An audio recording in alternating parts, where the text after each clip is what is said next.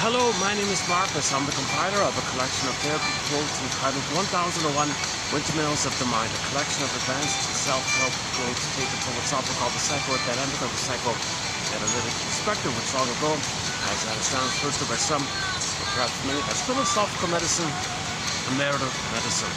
I just rediscovered Joseph Campbell the other day, and I posted 2 quotes so far from him, and we'll do another one here in this batch. So I didn't really fully appreciate how he clarifies that in his lifelong career as a comparative mythologist, he came to the conclusion, number one, oh my God, these patterns, these motifs are the same all over the place. And they all come from the inside. We create these stories. Our psyche creates them. They reflect us. We create these stories as a reflection of our inner life. But our birth experience, but the need for the good relation with the mother, if there's a problem there, and then how do we cope, what do we need, romance fantasy, our anger around them, we project onto these characters that represents the family drama and our early time, like that. And it's the same commonality because we're all the same people, same needs, same emotions. Every baby needs to attach to his mother. Every baby's born with the same core needs and same core emotions in response to whether or not those needs are met. Okay, for Paul C. Hollinger's book on that one. Are you hearing me okay with the wind? Hang on a sec here. Let me make sure. Hold on a second.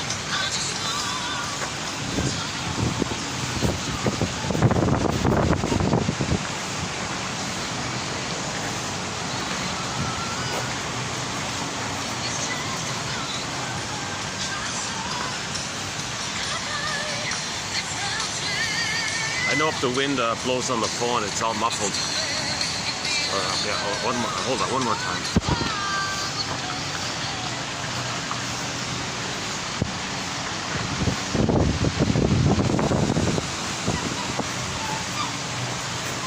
Oh, should we take a...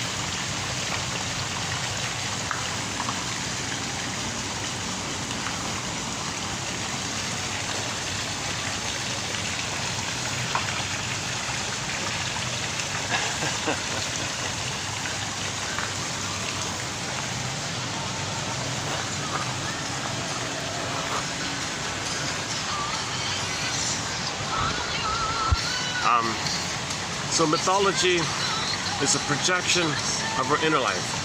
That's what Mr. Freud means that religion is an illusion. You project your inner life, your unconscious fantasies, all that happened that you don't remember. It's called primary process thinking, primary mentation. It's a different other world in there. So when they say other world or the twilight zone, this other world, they mean this inner psychic world. We live in these 2 worlds. We project outwardly symbols to reflect this. And these symbols, Campbell likes to say, they kind of hold you a little bit. You feel some recognition about you. It connects you to yourself. So these symbols are meant to help you to know you're within. So they're encouraging because they link, well, ideally, originally, you feel drawn to symbols of your unconscious because it links you to your unconscious and you feel some recognition to yourself. That's the linking to yourself idea. So it's called projection or illusion idea. So that's the original kind of setup that for whatever, 10,000 years, the storytellers will come up with all these stories.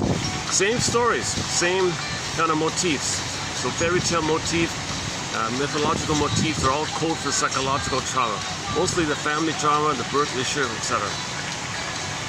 And people knew it. People were aware of it. And people had like common sense ideas around it. Like, so Campbell talks about It was a feminine principle. So mother creates the babies. So it's kind of like the earth gives us plants and vegetables and food. The mothers give us babies. So it's kind of a feminine based start off. And everything that comes from the mother, everything that comes from the earth is from the mother. So then you have personifications of aspects of ourselves. So it'd be the goddess worship. For a long time, there was the goddess worship. And he said that was kind of based on when we discovered farming and agriculture. But then Campbell doesn't say this, but my understanding is some people got a little carried away or something and wanted to expand, because when you discover stuff, you get serotonin, they become the hunters. Now they want to go out like that. So they become more aggressive and the so-called the huntress style. So they reject the feminine because they're in a panic and an angry panic, their addiction, they got to get more. But the agriculture created the civilizations, and then you got this dynamic of hunter side and the farming side, the ballpark approximation. I'm not too familiar with the history of that model. I just discovered it this morning here. But just from a clip, I'll play it now. I'll play a clip from Joseph Campbell. It might be copyrighted. It's probably copyrighted. I'll give it a try anyways. Usually these things are copyrighted. It's about maybe 10 minutes long. He talks about this, how it used to be feminine, used to be a goddess issue. And people knew, okay, like rebirth motif, okay, virgin birth motif. These are all old ancient motifs from way 10,000 years ago. So if you pick one that you're familiar with, don't think it's some kind of historical news report or some historical event or some time. No, that pattern was there for prior, all over the place. That's another point that he makes. So it's nonsense to literalize, and that herein's the crux. He says people, the hunter side, they literalized it, they co-opted, literalized it as a way to plunder and pillage the planet for a quick buck. So once you literalize or concretize or believe it's historical fact, that kind of thing, okay, then you really perverted something. You hurt people's souls, you made them angry, and you made them aggressive. So religion is a tool of the plunder system. I mean, from this angle. And that's sort of the confusion. That once you literalize the story, so we talked about Garden of Eden. There was no such physical place called the Garden of Eden.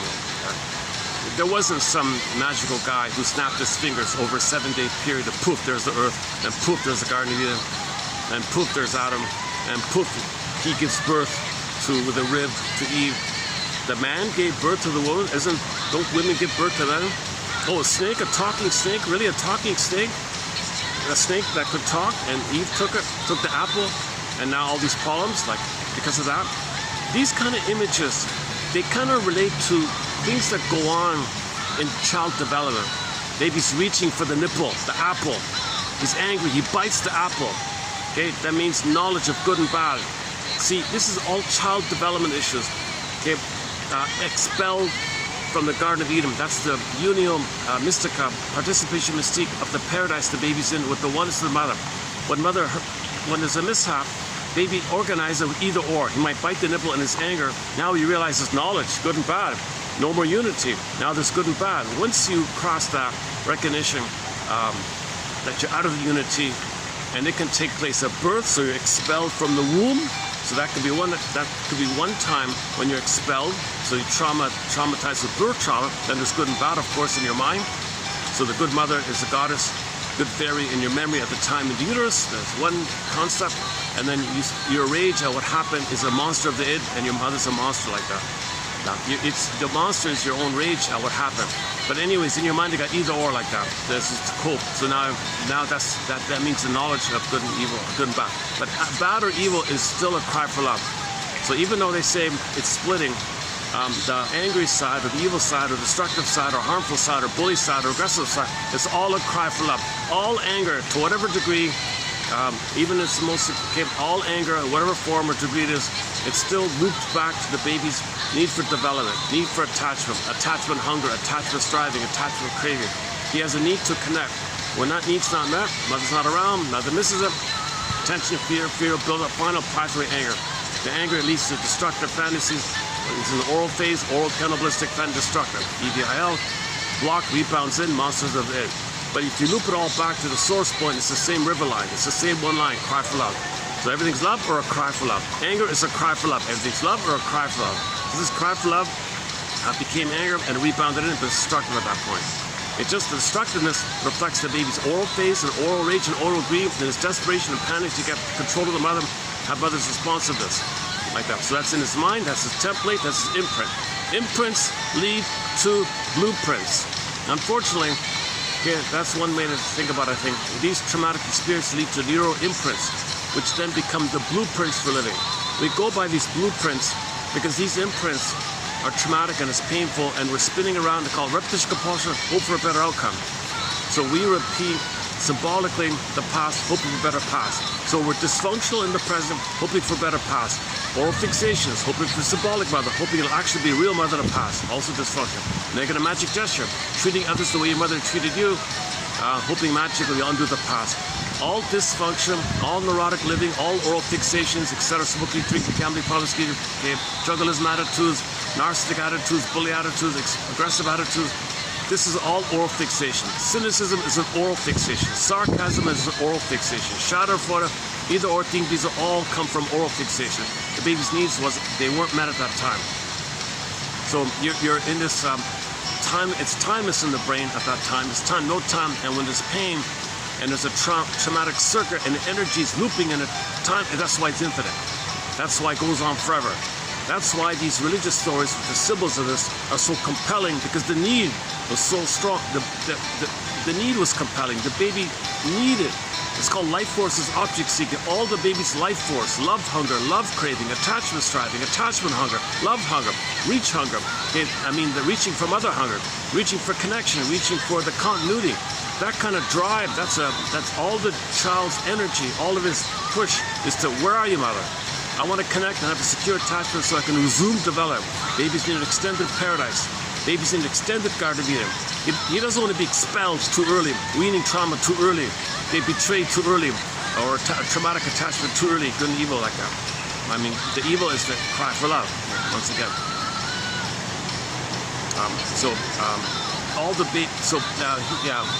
Was it a quote from yesterday or the day before? Somebody said, why are people so stubborn with these things?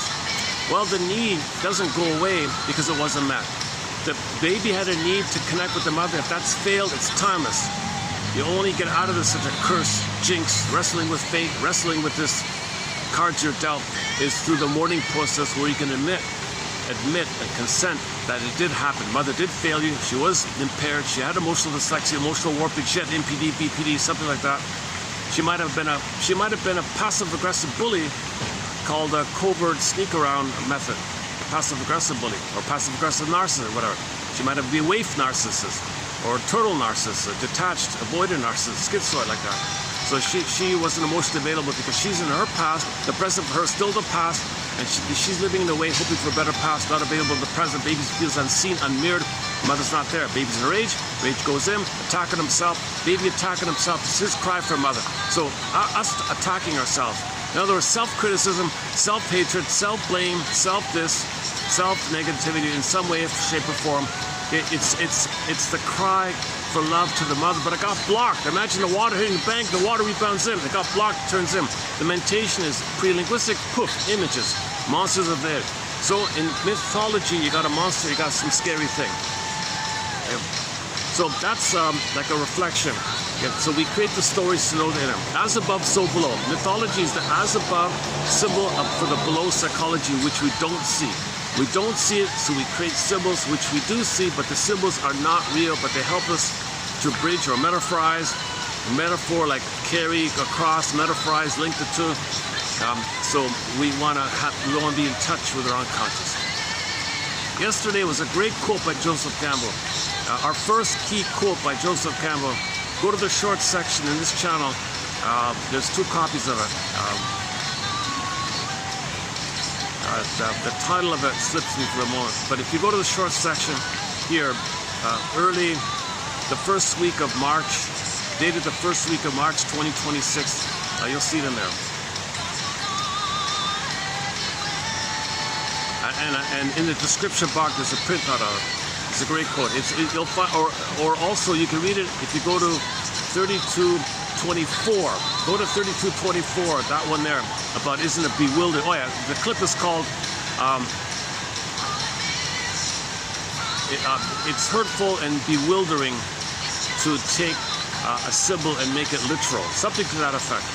That's what Campbell's saying. We always knew that symbols were comforted us because they mirrored us, recognized us. And sometimes you had a family drama on there. Sometimes you know how children, they come from dysfunctional homes, they wish they were with a better family. We might do something similar like that. So whatever the story is in the myth of favorites, if some symbol, if you're drawn to it, it validates, it links you to yourself, so you want to quote unquote meditate, not meditate, but just recognize it's a part of you and you're connecting with yourself. So mythology helps you to reunite with yourself, link with yourself, re-ligieri-eri-erio, to borrow an old ad from Ontario, the commercial for the tourism of Ontario. A place to stay, a place to grow, Ontario. So mythology, it helps you to relink, reunite, regalari-eri-erio with yourself. A home within, a place to stay. There's no place like home. There's no place like home. He called embodiment. You want to find that embodiment. Schizoid's quote is, Campbell's quote is about the schizoid dilemma, where if you have a symbol, your heart understands it. Your feelings, your soul, your psyche kind of recognizes it.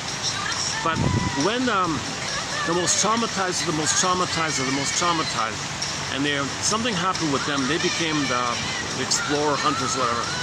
Yeah, but then they would discover your nice symbols and want to plunder your place. So what they would do is say, no, people, that symbol is not a metaphor. Schizoid, it's real. So you're bewildered, your heart feels something, but you're brainwashed and conditioned that it's oppositionally opposite. It's not that, it's the opposite. So there's a schizoid phenomenon. That detaches you from your feelings, that's a pain, then you believe the symbol to push down the pain. They want you to be schizoid, deny your feelings, get in the head, all confused, makes you angry, believe the symbol, more angry, believe the symbol, more angry, and they got a pool of people who are angry and then plunder the place. So this is the transition from the goddess tradition.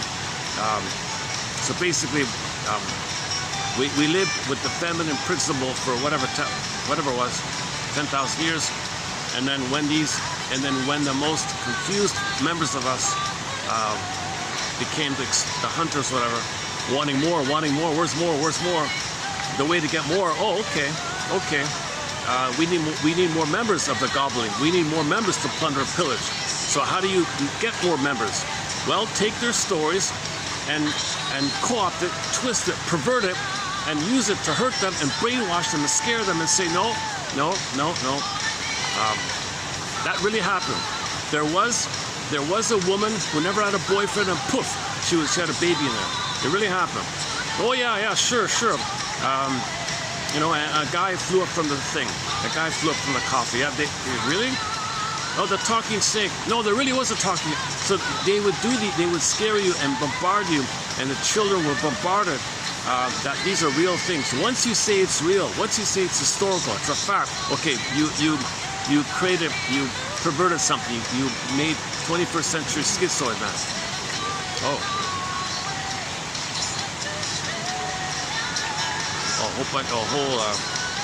a group just suddenly appeared. Where did they come from? Right in front of me, there's a whole group just popped out of nowhere. Oh, they were inside, huh? Okay, maybe let me go to the side there because they're gonna want to take photos with the swans and things. Hold a second, my bag will pull it. Should be okay. Let me clear the space here for about 10 minutes or so. Hold on a second.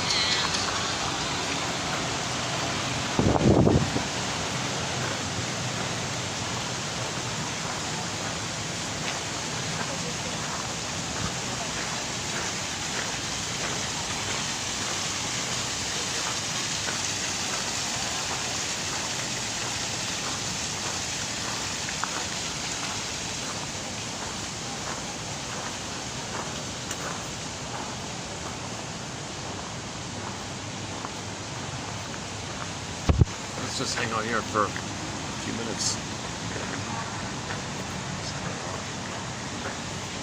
Let's do it this way.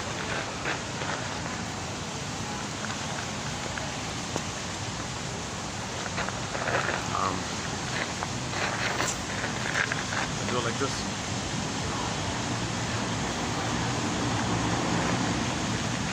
Okay. So where are we here? Okay, never mind. Sorry about the optics here.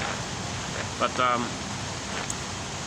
okay, so Joseph Campbell, yeah. I didn't realize this. So we have quotes on the psychology of religion, a major chapter, a major ebook in our 62 in the collection here. So Mel D. Faber, a key author, John A. Sanford, a key author. I mean the guy, when I say that name, I mean the guy who wrote Dreams and Healing, Healing and Wholeness, Invisible Partners and all that, and a bunch of other people. Recently, Wayne Oates also contributed, and Von Franz, and some of the Jungian kind of people like that. You know, Robert Bly even, so on. So a lot of people are trying to reclaim and try to unpervert what was perverted. That the symbol is not real, but it points to something in your psyche, your soul, something with you, like that. But Campbell made the point that once you do that, it's kind of like the damage is done or something. So now people realize, oh, virgin birth. Oh, that means when you die to your narcissistic way, and there's like a death like that, then when you have a new feeling in yourself, right? That budding beauty comes back to you. That's the virgin birth. So once you come from the heart, in other words. So Campbell says, once you enter into the fourth chakra, the heart chakra, once you come from there, that's the birth, virgin birth. That's a pure new birth, right, inside of you, the spirit inside of you. So the spirit inside of you. Oh.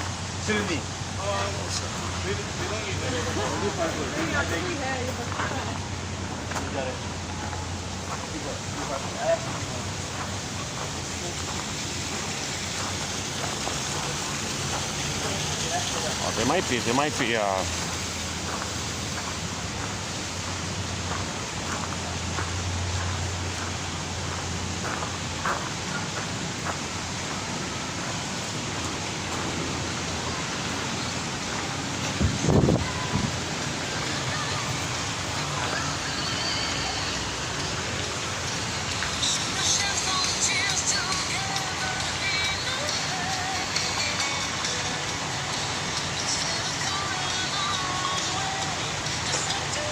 Okay.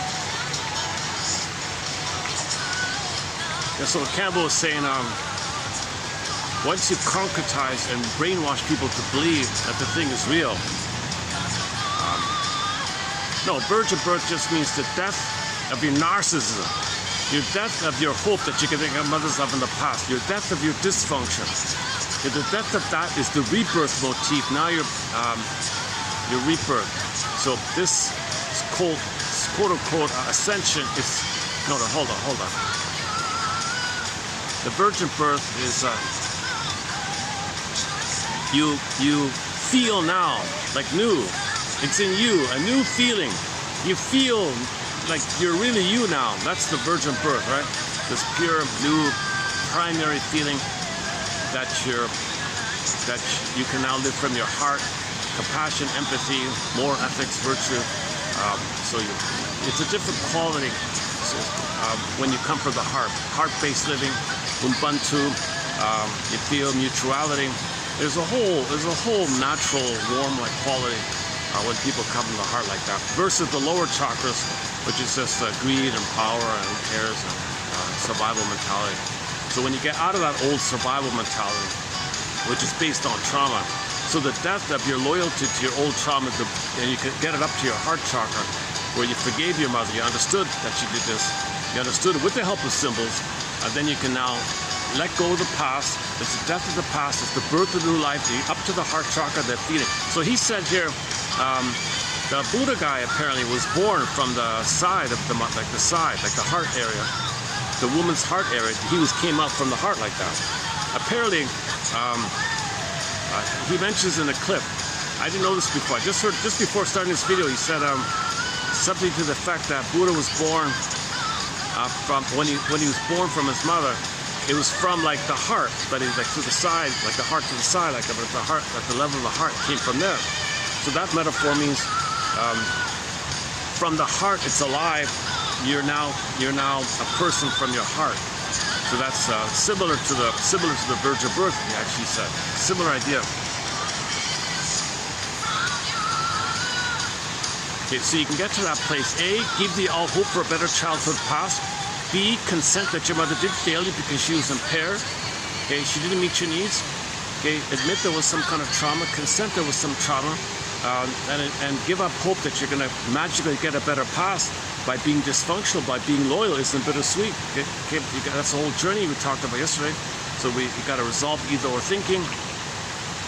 You see that when you have the unity and there's a problem and you're thinking either or, okay, you now got to update it and find both and, paradox of the opposites, ambivalence, both and thinking, third side of the coin thinking. Then you can get to the new tree. That's the embodiment area. Hold on a second. Hold on a second.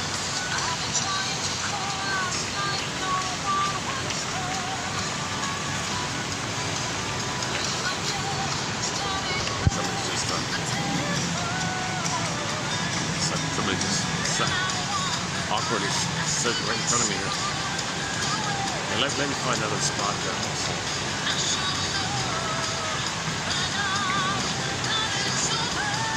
Let me take a peek at the back part also. I better take that bag. Okay, all this time.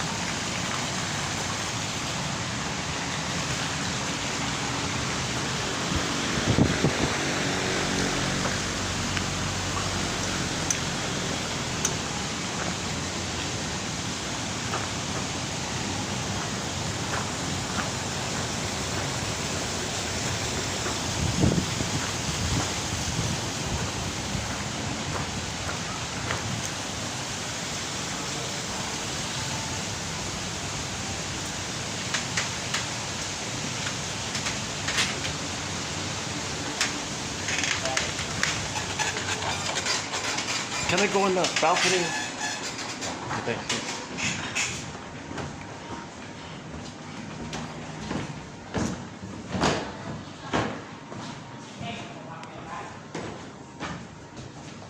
Hi. I'm just gonna, yeah, this way. Oh, okay. Where are we? Here we go. It's not hot. When I was open, oh.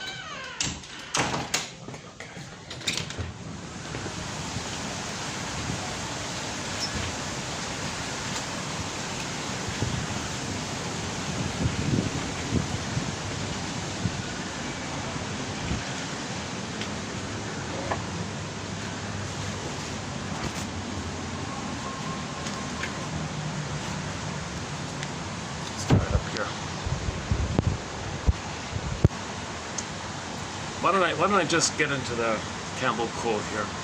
Hang on a sec. Yeah, it's a Friday here, so things are busier.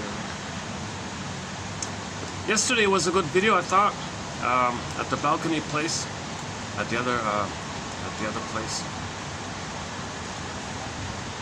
So check out yesterday. I've only posted three shorts, and then I'll play the Joseph Campbell. Let's read the quote first, and then I'll see if I can play the Joseph Campbell clip here. Mythologies and their deities, characters, in other words, various characters. So characters are personifications of something about you. Maybe who you would have been had you been loved, like your beingness, your self, like your full, authentic self. So you create a character.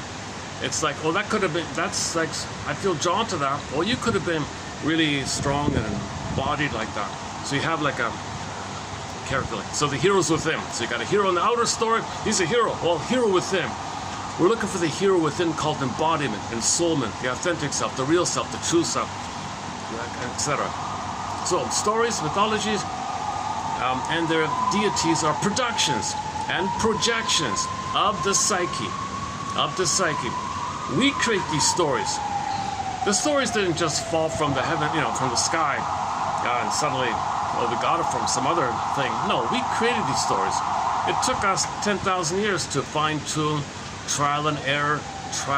We told these stories based on our dreams. Started with the dreams, and other people would share their dreams, and create some of the commonality for the dreams. And now you create characters that can link to everybody's personal example of this commonality phenomena called an archetype or pattern like that. So a character in the myth of fairy tale is like a broad symbol that everyone can link their personal version of to, something like that. And it's got filled, so now you got the Grimm's collection. So all these fairy tales are psychology.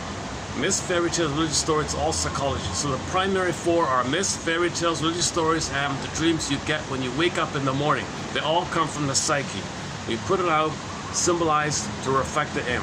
So they're really drawn to it because we feel uncanniness about it. So, for example, baby's enraged at his mother, but must see the mother as wonderful. It displaces his anger at the mother onto a father. Okay, he projects his rage at the father, which is for the mother, and now, due to the projection, thinks the father's angry at him. Now you got an angry God in the sky or something. You put it on the projection screen called the sky. It's like a mirror, like a projection, like a Rorschach test. You put it up there to create a character. Oh, there's some angry thing in there. No, that's your anger at your mother. You got to believe your mother was wonderful for your survival. What do you do with your anger? How do you acknowledge your anger? How do you admit your anger? How do you validate your anger? How do you get in touch with your anger? So you got to have a character out there, okay, to displace and project. So it's called displacement and projection. You displace your anger at the mother onto the father because you. It's called displacement. Okay, displacement. You're at work. You don't want to express your anger at your boss. You're afraid to lose your job, so you displace it. You go home, and then get angry at the cat. You displace it. What, the cat did nothing to you, but you displaced it. Let's say you held it in. Let's say you didn't displace it, but you're looking at the cat, and you think the cat's angry at you. Oh, that cat's angry at me. You're angry at the cat. And then you put it in the sky. Oh, the thing in the sky is angry at me. So you got a deity, some god creates some character that's angry at you. Really, it's you're angry at you're angry at the mother. So this is called this is the psychic maneuvers of the mind, operations of the mind, called defense mechanisms, psychic defenses. So we do these things with trauma. It's like a whole thing going on inside. So this whole family drama inside, this drama going on inside. So we create a drama on the outside to symbolize our inner drama. The outer drama is code for the inner drama. Like, for example, the birthing. There might have been a real battle coming out of the canal, life and death struggle. So there's a real battle coming out, being pushed in the back. Maybe the mother would panic that baby couldn't come out. It's a complication of the birth. Trying to come out, but can't come out. He stays in the whirlpool, hitting, crashing. He's maybe hitting the tailbone or something. Mother's stressed out, stress in there, chaotic, feeling shame, fiery, burning feeling. So the baby's having a life and death battle in the memory. So you create stories of some kind of battle up there with the gods. Okay, that's code for the battle you felt in the canal. Okay, the expulsion could have been at birth. The expulsion idea is more about psychological. The moment the baby lost his Garden of Eden, he's expelled from the Garden of Eden with the knowledge that it's not one with the mother anymore. He's not. So this can, if there was a natural birth and he maintained the Garden of Eden, it can last longer. So, and then it happens a little bit later on, but often it does happen at birth. I've got some nice flowers here. All right.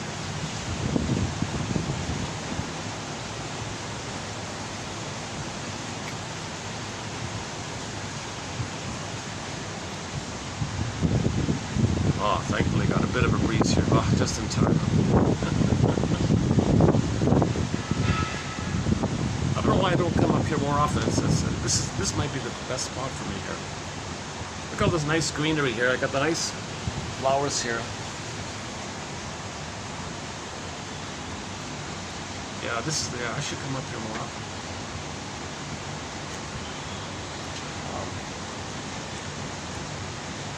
Mythologies and their characters are productions and projections of the psyche. So we make it, and we produce it, we project it. It's from us. It's from us. We create these things. What gods are there? What gods have there ever been that were not from man's imagination? Question mark. Come on, people. Joseph Campbell saying, what gods are there? What gods have there ever been that were not from our imagination?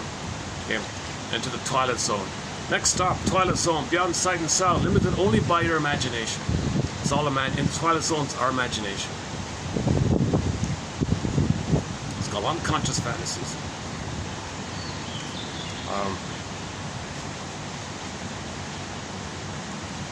Not only Freud and Jung, but all serious students of psychology and the comparative religions today have recognized and hold that the forms of myth and the figures of myth are of the nature, essentially, of dream.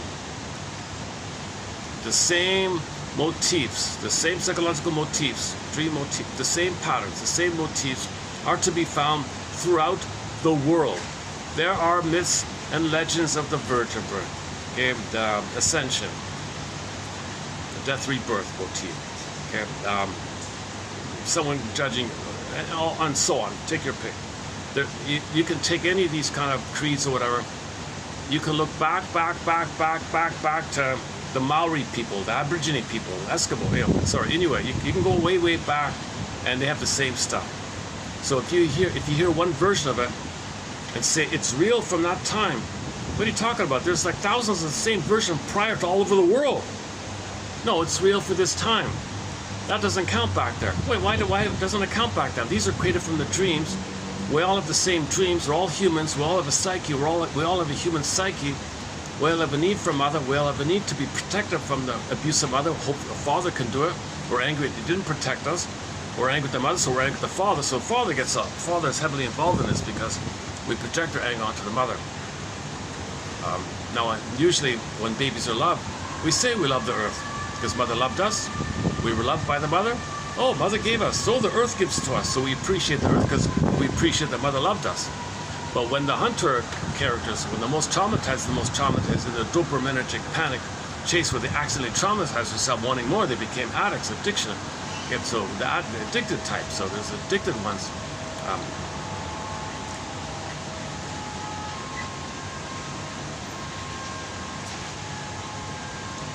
Maybe the act of just chasing, like being a hunter, just the act of being a hunter makes you addicted, makes you manic, makes you excited. Maybe just the act of hunting. So we settle down. Some settled down, some didn't, or we all settled down, and people wanted more. How that dynamic took place, it all started with this whole confusion began with the farming and agriculture. And Joseph Campbell said the same thing this morning. Well, he said it back in the 70s, but this morning for me.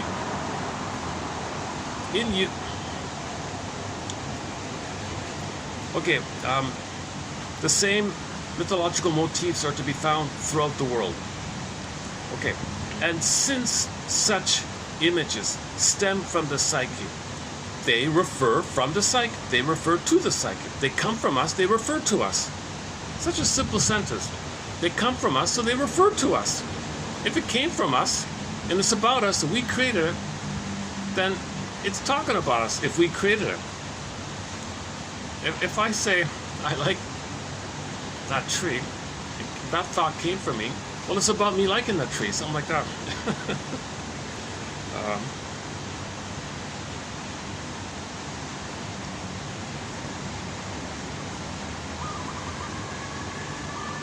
They tell us of its structure. So the psyche and the stories we create tell us about our inner life, our psychic structure in symbolic terms. Our psychic structure, our imprints, our schema, internal working model, okay, internal object relations theory, psychic representations of yourself, psychic representation of your mother and father, and you got the either or and the fusion, the flip-flop, and the identification of the aggressor, reaction formation, and then repetition compulsion, this whole inner drama. Well, these stories are reflections of it. They tell us about it. They refer to our psyche. They tell us of our structure, its order, its forces in symbolic terms. So our inner drama, our inner stuff going on is put out to reflect the inner. So what do you see on the outside? Something you need, something you want, something that happened, something that you're angry about, something that represents your emotions, something that represents your rage, something that you wish you had, something you needed, all that stuff. Something about your trauma, something about your relationship conflicts, so and since this is about survival, so there could be a real focus on that. The more trauma there is, the more projection.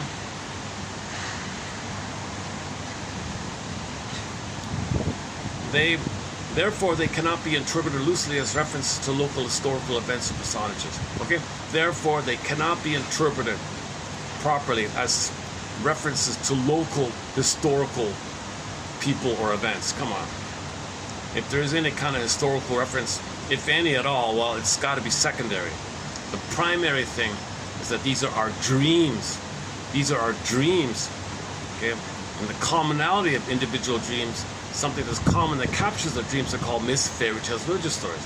Now, the idea of religious stories being a little bit different from myths and fairy tales is that people were brainwashed to think it's historical, it's real. Then you perverted and made schizoid, man, to make people angry, and that's why religious stories are so harmful. It's a tool of the pillage system. It's a tool of the plunder system. In the name of pillage and plunder, okay, we traumatize you and create so much pain that you're going to believe what we say, that this thing really happened. There was a talking snake. Really? Yeah, because you're in so much pain, you got to believe something to repress the pain. But the more pain there is, the more you believe something on the outside. It could be ridiculous. Enter all the cults believing all this fantastic thing because there's so much pain. And the belief puts down the pain, not knowing that the pain creates those beliefs. It's called a defense mechanism.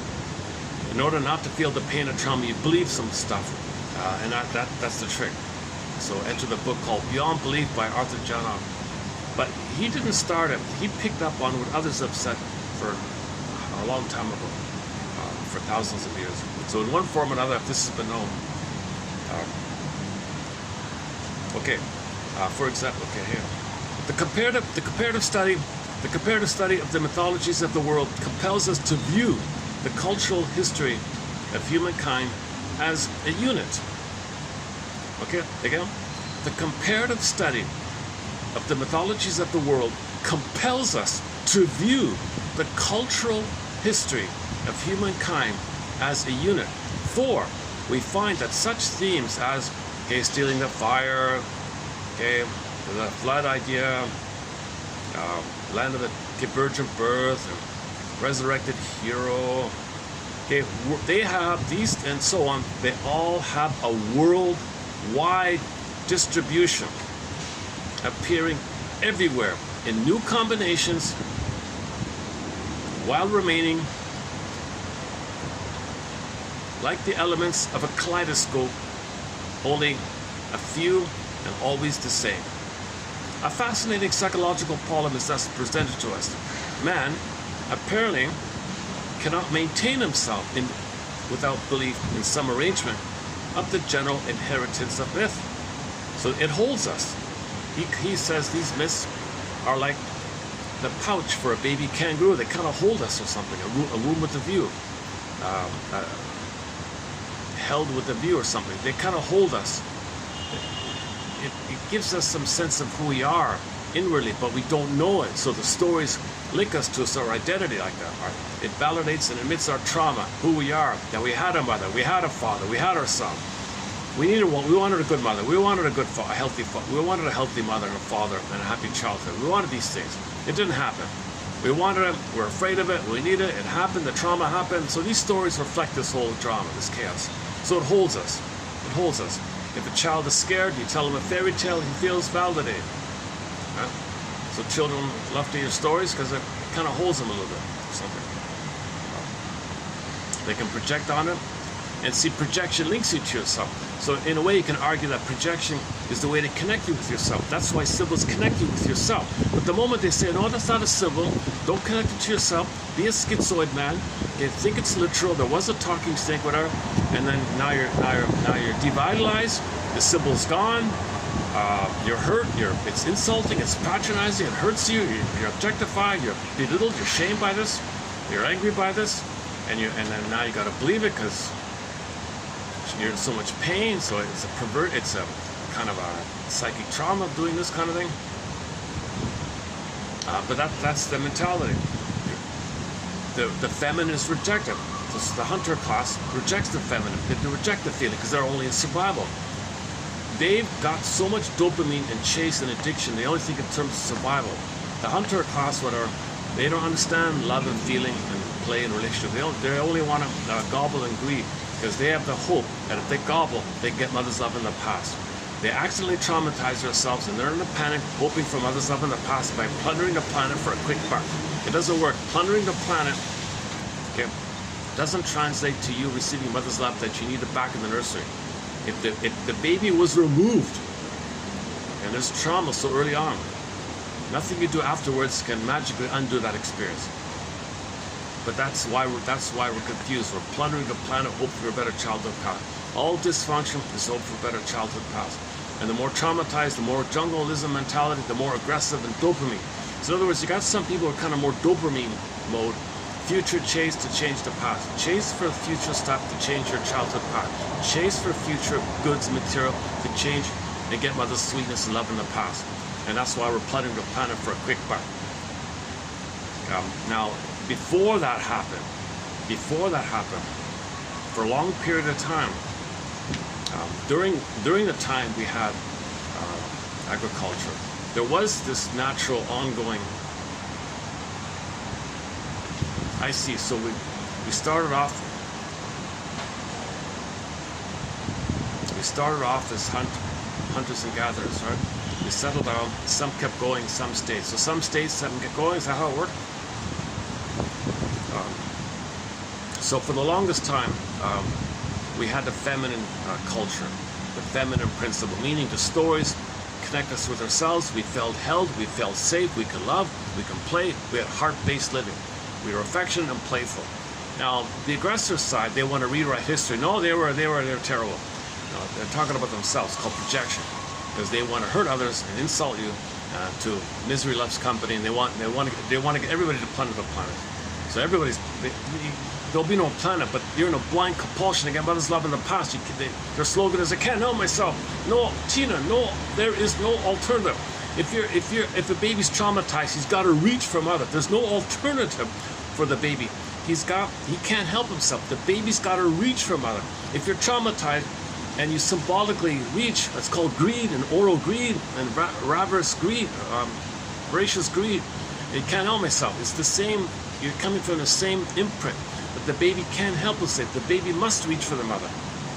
So that slogan, "I can't help myself and there is no alternative," okay, that's code for babyhood, reach and desire, called attachment, craving, attachment, hunger, love striving, love hunger.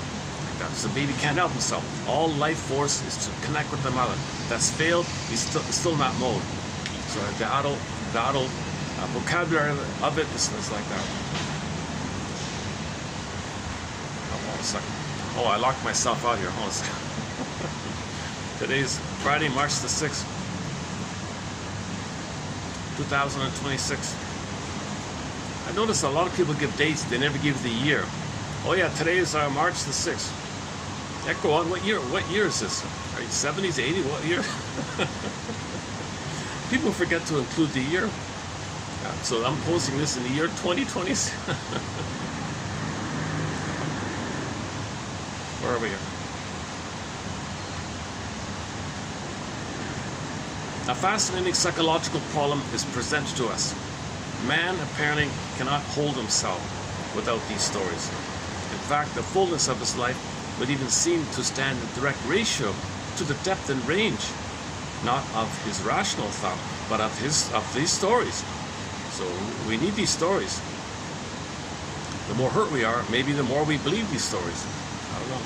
Whence the force of these unsubstantial themes by which they are empowered to galvanize ourselves.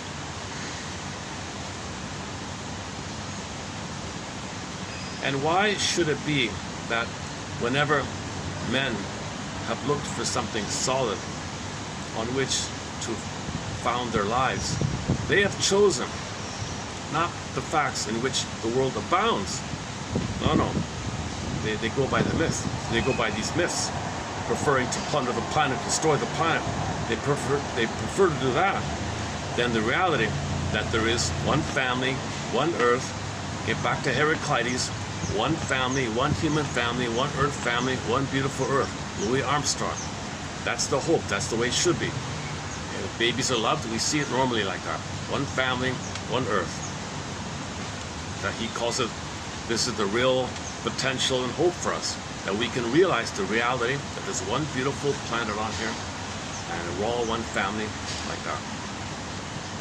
But when there's trauma, so back to Heraclides, in the daytime we all share the reality of one earth.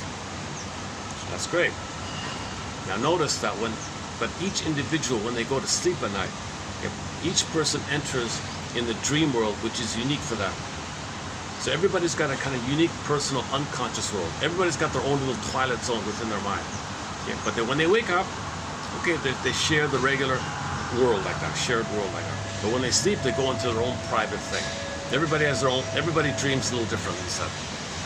Okay, so that's now the problem. The challenge, he said, is the more trauma there is, the more you're going to project what's in your unconscious into the outer and distort your perception of the reality. You're going to distort reality because you're projecting what's in there to make yourself unaware of the pain of what's in there. You project as a defense to not feel the pain of what's in there. So if there is more pain and more trauma, you project more, distort more.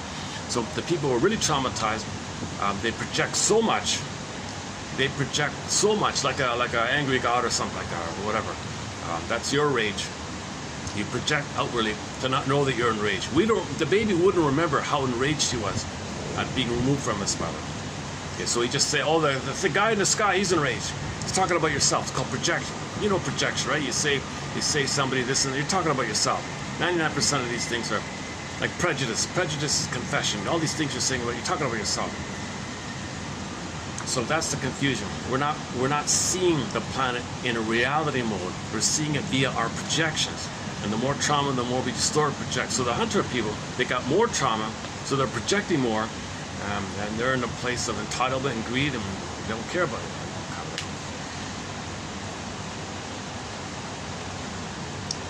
Okay, where are we here? Yeah, so interesting question.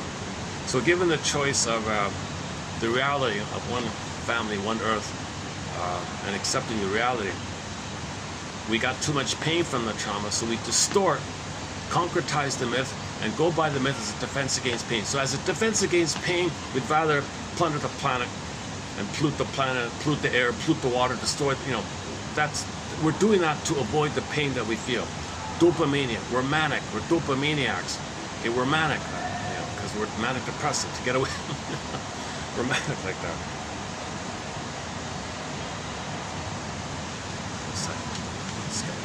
Let me change it up. Can I do it like this? Aha! The lighting's still okay here. Yeah, let's change it up here. Is the lighting okay here? I'm feeling a little, I'm not really in a cheerful mood today, so my mood in this video is a little on the sadder side, to tell you the truth. I'm kind of feeling, I'm not feeling yesterday was a little better. Today I'm feeling, some disappointments in my life, I guess. Yeah. Okay, let's keep going here. Joseph Campbell, he was really, I was talking about him before. He captured the feeling. He understood the feeling that all these myths are the same. So let's say you take one of these versions of it and concretize it and say it's historical for this time. What are you talking about? That motif's been around all around the world for thousands of years prior. Can't you see that? That's one of his main messages. Can't you see? Can't you see? I'm referring to the song by the band Delirium called Self-Saboteur. Can't you see? Can't you see? Okay, where are we here? Can we not now break through to some more profoundly based point and counterpoint of human understanding? Now that we have these anthologies, now that we have Freud and Jung and psychoanalysis and all these comparative religious studies, comparative mythology studies, and comparative psychoanalysis, can we now kind of break through, he said here? For it is a fact that the myths of our cultures affect us. These myths affect us, consciously or unconsciously, as energy releasing or life motivating and even directing agents. So that even though our rational minds may be in agreement, the myths by which we are living can be driving us. So in the Bill Moyers interview, he said, oh, maybe we shouldn't say our Father in whatever, our Mother in heaven. You know, that'd be a big help. So you see these creeds and slogans, they're affecting us. They influence us, they brainwash us. So maybe we used to say something like, oh yeah, our mother, our goddess mother, the mother in heaven. No, we switched it, no, the Father in heaven. That's schizoid. Women create everything. Women create the babies. But who created the woman? Oh, from the rib? From a guy? The guy created the woman? Doesn't sound right. It's a metaphor. It's some kind of metaphor. That the spirit creates people and women create babies.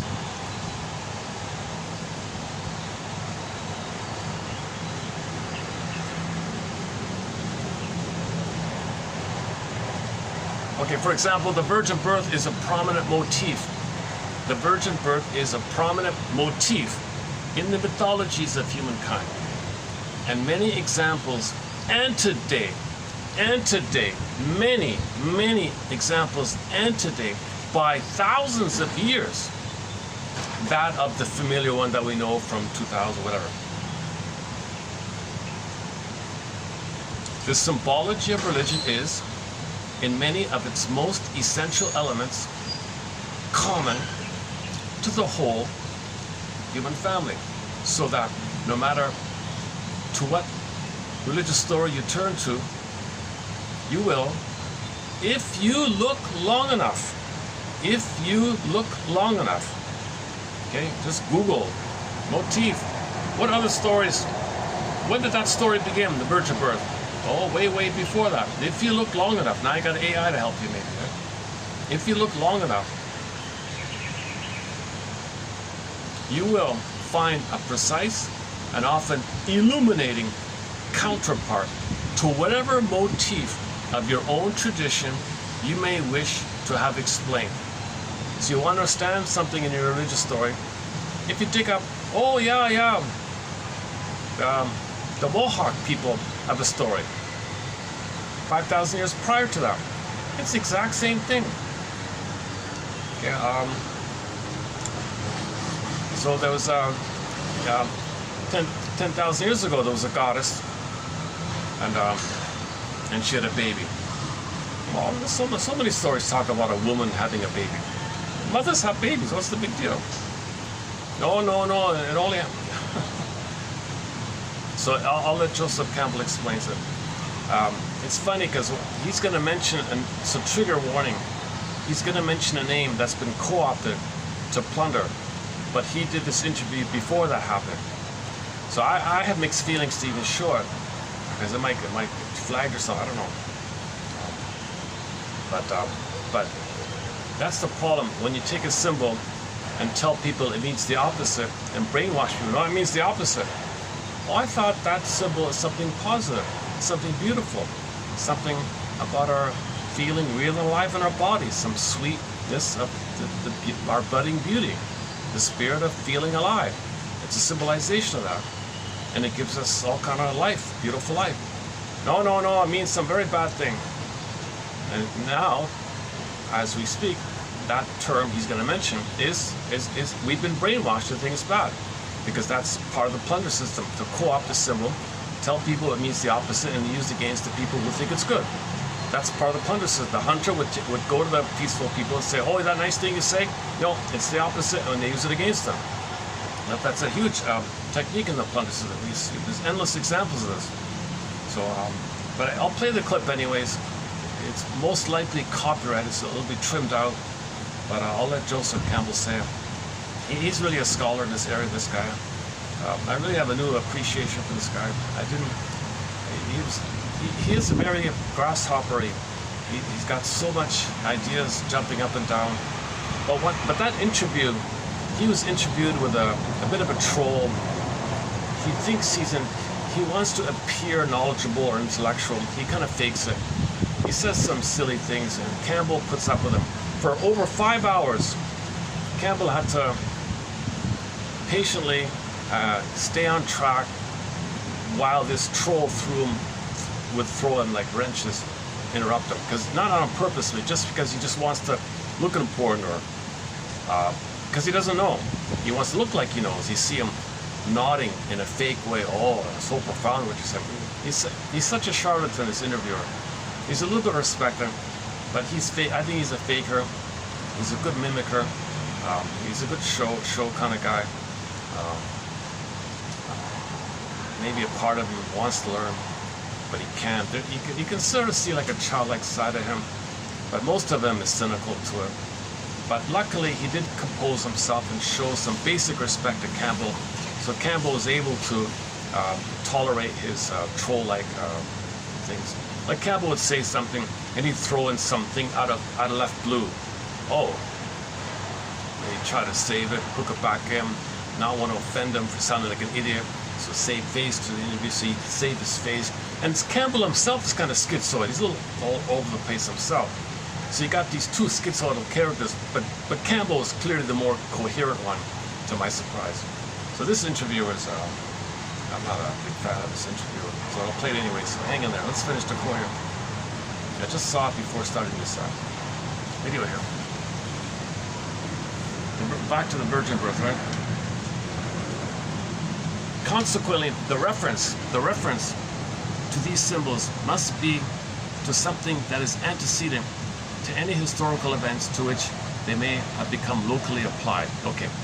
Consequently, the reference to these symbols must be to something that is antecedent, before, antecedent, way back to the Maori people, back to the Aborigine, okay, back to the Navajo, like way back, okay, and you can go to Asia and it's all the same. He studied Asian and like Europe, like he studied Africa, he studied fairy tales from all around. He traveled the whole world collecting these fairy tales and myths and all that. The same stuff.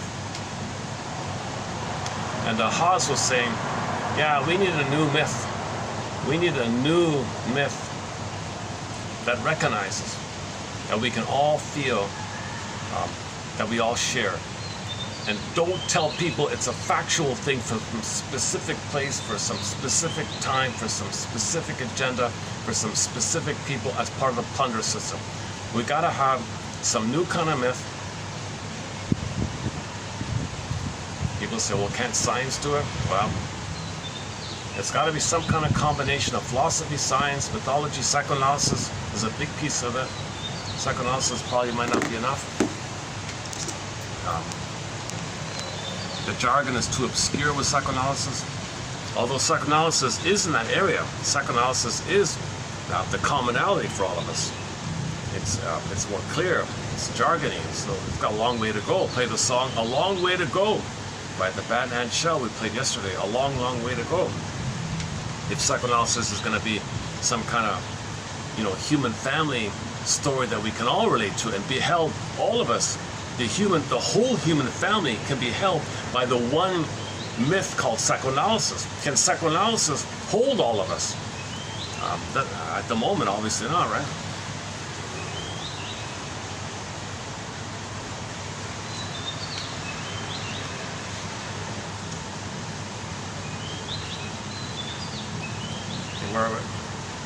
Mythological symbols come from the psyche and speak to the psyche. They do not spring from or refer to historical events. They are not to be read as newspaper reports of things that once upon a time actually happened. Okay, you don't read anything in a religious story in that way. Once upon a time, there was a snake who said to the woman, "Don't eat that apple." She ate it, now we have all these problems. So don't, okay. This motif of the forbidden fruit, okay, it's some version, variation, kaleidoscope. It's been around a long time. The apple is a common one for the nipple, and this apple as nipple goes antecedent. This goes even way, way back with the apples.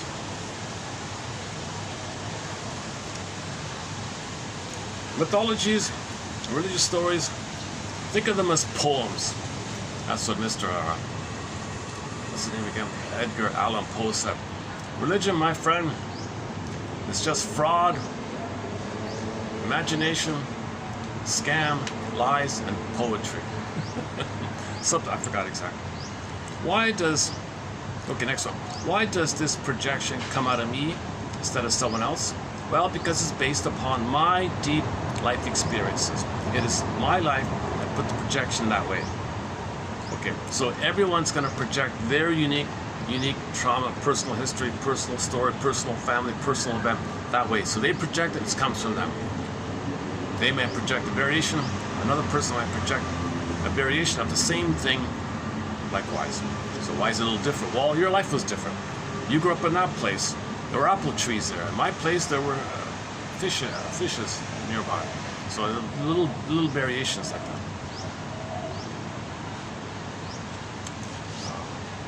Yeah, I'm noticing my,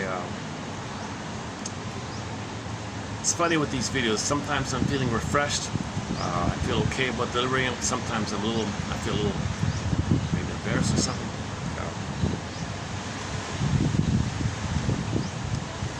I already have a lot of limitations doing this. I'm not a professor, I'm not a speaker, I'm not handsome, I'm not an orator, never went to broadcasting school like that. So I stutter a lot, I have a lot of anxiety, I've not been analyzed, kind of thing. So from having an off day, add all those in, oh my God, this video's probably, that's why it only gets no views. But luckily, due to the availability of space in the description box, I can post roughly 10 quotes in each box. And my hope is that 1 out of 10 will be there. So I'm currently discussing 3225, and we have a good, four solid quotes here. So we got 4 quotes here. Some of them are in different parts. So there's roughly 10 quotes here as well.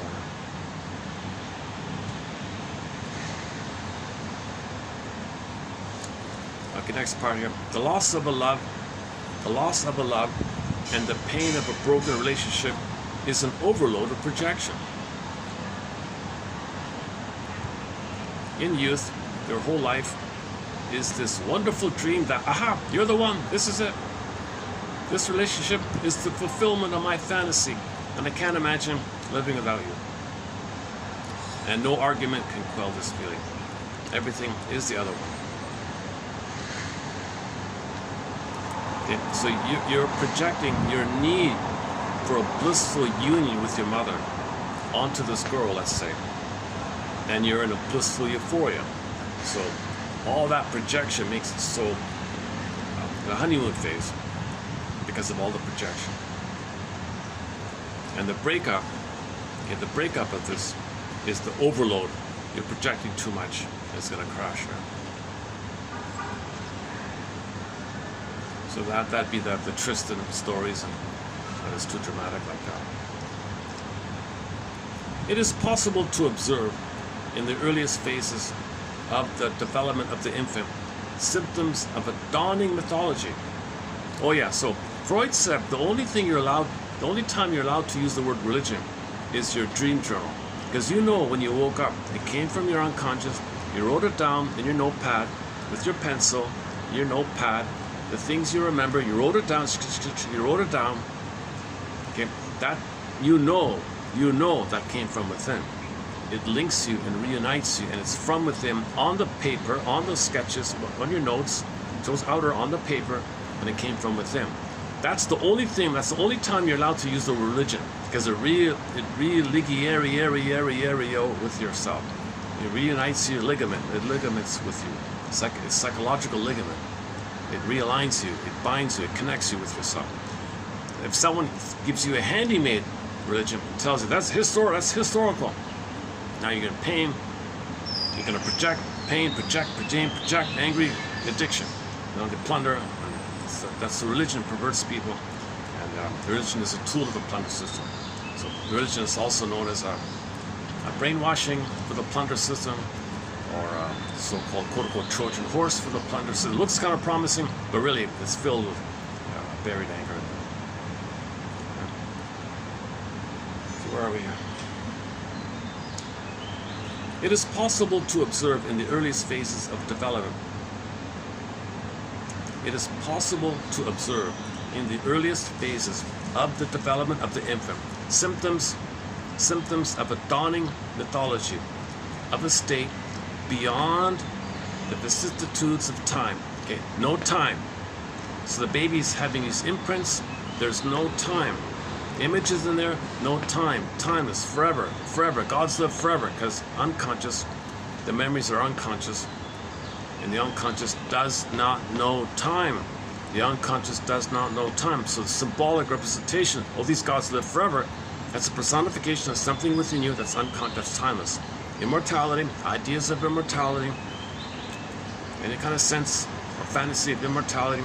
Okay, you spin it back, it's from your unconscious where there's no time. Time is forever, immortal, live forever.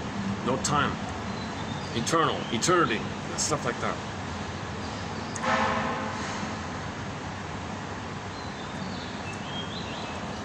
These appear as reactions to and spontaneous defenses against the body-destructive fantasies that assail the child when they are deprived of mother's breast. Okay. So he said you then go see Melanie Klein about this. When the baby's deprived, he's in a rage. He got wild, destructive fantasies. Edmund Berger also talks about the fantasies of the baby when he's mishandled and fed improperly and held improperly and washed improperly, and so he's got a whole list there. So Melanie Klein is maybe one of the people that make popular the idea that the baby's gonna have a lot of intense fantasies, destructive fantasies. He wants to devour the breast. He wants to gobble up. So he thinks the mother wants to gobble him up. In the mind, now you got a cyclops, lust to go in you, a wicked queen that wants to gobble you up. So the witch won't eat you. Hansel and Gretel. Okay, Guy Minotaur, Bilabai, Ari, any kind of character that wants to gobble you up. No, that's fantasy of your rage, your desire, your greed, your panic to get mother's love. You're desperate, you're going to survive, all your energy, and you're now in fury mode. Fury comes from the rage and anger, which was the final pathway from the underlying fear that built up, then the anger. So the fear came from the tension, okay, and the shame, and the tension, the shame, and stress. Then it came to fear, then it came to anger, then it came to destructive fantasies, oral fantasies, then it rebounded in. Now you got a monster at the head. And you project the monster onto the sky, and say in the sky, there's the thing that wants to gobble me up. You're talking about your own fantasies during your time of desperation to get mother's love. So the guy in the sky that wants to hurt you, that's code that you want a mother's love desperately. You need a mother's love desperately, but she betrayed you. Okay, you were born, she said, take him away. So when the cords are removed, and the placentas are removed, and the baby's removed, the hormones go away, he's in rage. Huge betrayal. Huge betrayal. And some people put the baby on a torture board, and he's strapped down, screaming and bleeding for 30 minutes. The mother dies her instinct inside. You can imagine the fantasy the baby's experiencing when he's being abused like this. That's part of the method of the hunter side, of the survival side. Got to plunder a planet for a quick buck. Got to destroy it. Create in the name of pillage and plunder. We make you an angry character to gobble up. So the behind-the-scenes one are wanting more gobbling. We're gobbling up the planet as fast as we can. Indigenous, all peaceful civilizations are always under attack. People who mind their own business are under attack because the aggressor, they're addicted, they're in pain, they're addicted, dopamine chase. They can't enjoy, no oxytocin for love, no serotonin for pleasure. All they have is dopamine. Enter the Twilight Zone episode called Of Late, I Think of Cliffordville. He was in a manic mode. He got everything. Okay, Matrix, he's the one with it all. He wants to go back and do it all over again. Meaning, he can't enjoy what he got. The other one was, recently discussed, was the brain-centered wiffles. So these were considered orgs, Scrooges, unfeeling characters, who all they could do is chase. They couldn't love or have pleasure. Because in trauma, the set point in the brain of stress is too high, adrenaline too high, and that means dopamine is too high. Because dopamine is the hope to chase, to get mother's love in the past. All dysfunction is hoping for mother's love in the past. All greed, all dysfunction, all nonsense, all destructiveness is you're hoping that mother will nurse you and hold you and sweetly and leave the cord, leave the placenta, have a rhythm of safety, sleep on the belly. Oh, hang on. Oh, you can need to use it. Yeah, okay. Can I go downstairs? Yeah, okay. One second.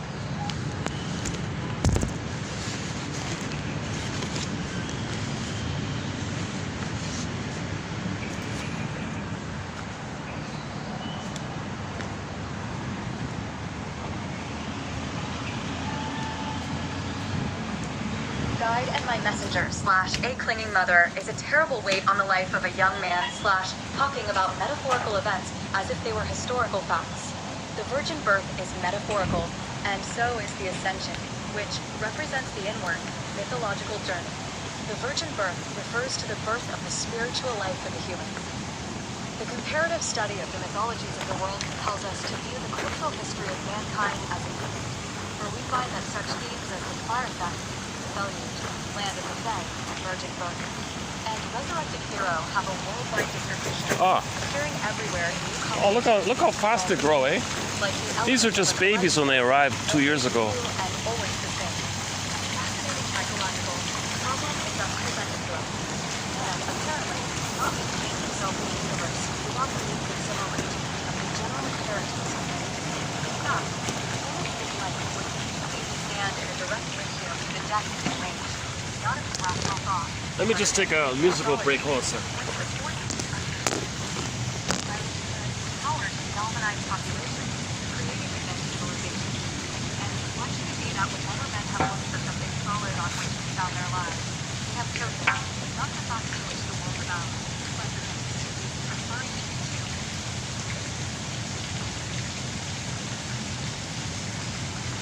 Oh, let me just play the audio of the Joseph Campbell clip. Oh no, okay, hang on.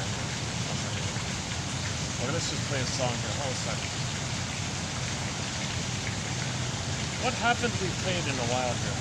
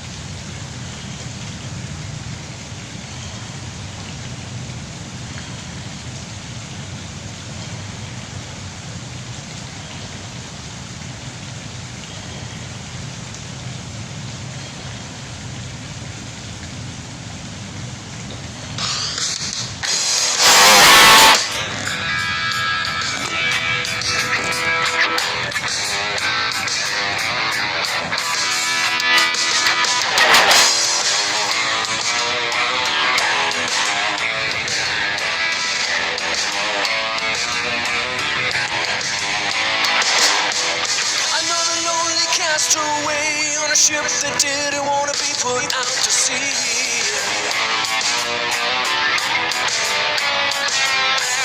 I can't see any stars tonight. I'm at the mercy of an unknown destiny.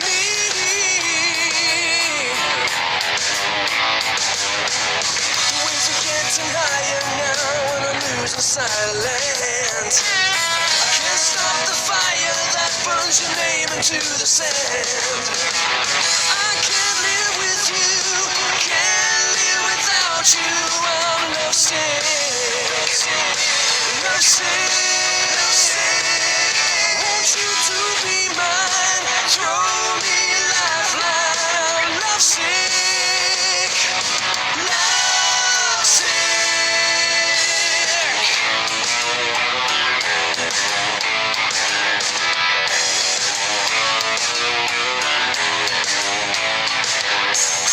Looking into the eye of the storm, I could have sworn I felt the undertow.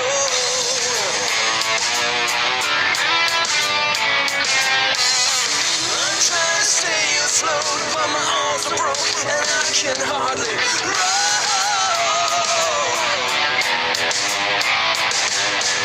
My boat is rocking back and forth, and it's only getting worse. I'm looking for a great escape to escape this blessed curse. I can't live with you, can't live without you. I'm lovesick, lovesick, lovesick. Want you to be mine, throw me a lifeline. I'm lovesick, lovesick. My aching head keeps spinning, round and round and round. I need to get off this ship and hit dry land before it takes me down. Won't let it take me down.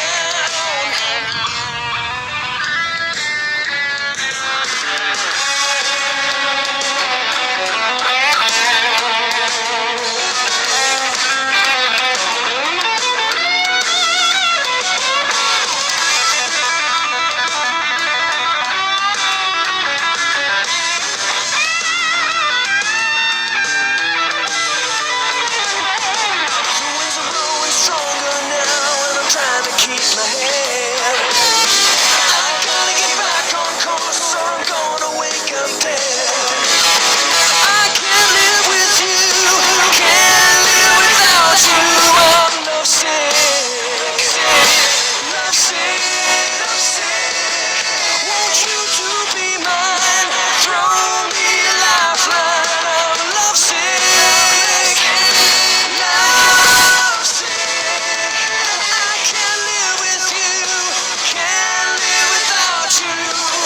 Want you to be mine, throw me a lifeline. I can't live with you, can't live without you. I'm lovesick, lovesick, lovesick.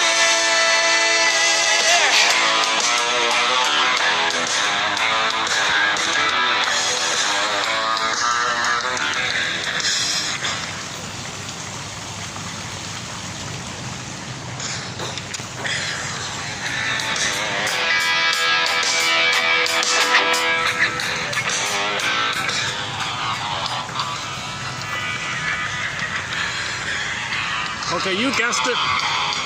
The song is called Lovesick.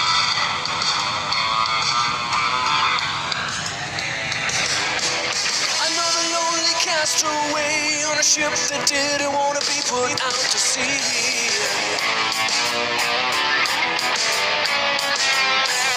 I can't see any stars tonight. I'm at the mercy of an unknown destiny.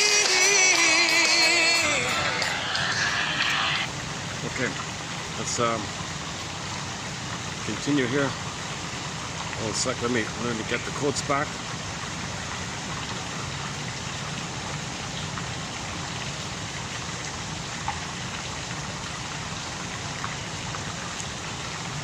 Okay, for example, when the father is gone, the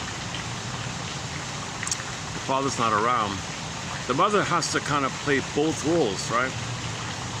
Campbell thinks maybe the child deep down blames the mother for there being no father there. It's a sense of, quote, you have deprived me of the person who would have been absolutely my guide and my messenger. So if there's no father around, no good protecting father, well, you imagine in the sky. Romance fantasy. Oh, there it is. He's in the sky. You make it up. A clinging mother is a terrible weight on the life of a young man. It's going to cause a lot of fantasies. Engulfing mother, smothering mother. Okay, you're enraged. It's enraged. Talking about metaphorical events as if they were historical facts. That's the problem. The virgin birth is metaphorical, and so is the ascension, which represents the inward journey. So, you see, the symbols, it can be up, it can be down. Like when joy and sadness get zooped up, it's really down. So, when you go in, the ascension, okay, so when you die to your old narcissism, okay, you're gonna look within. So just turn your, it's up, in, it's the same stuff. The symbols are not taken to be literally. So you can just flip the page around or look in the mirror, it's down. So the ascension is really down. You're going inward, inner journey. Looking at yourself like that. Okay, looking at where your needs met around that. Looking at your beliefs, your conclusions. Do you have either or thinking, jungle mentality thing? Is your humor dark? Well, you're looking in now, right? That's the ascension. The ascension is really a descent. A descent. The ascension is really a descent. Right? Within. They are not. Oh.